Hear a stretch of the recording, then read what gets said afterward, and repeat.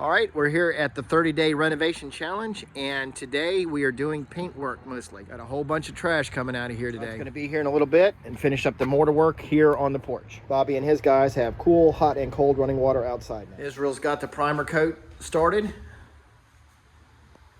Started swapping out some of the light switches. As we swap out these light switches, I cover them up with blue tape so they don't get paint all over them. All right, so here's a quick update. It's the next day. We got the cabinets covered with plastic. They've got the wall coat going on. That's called alabaster, which I really like. Primer on the trim. And wait till I show you the trim color. You're going to really like it. That's the alabaster right there. It's a little hard to see because this is just kind of a darker area of the hall, but you can see the trim color there is called accessible beige. Get an idea of the contrast right here. I just love it.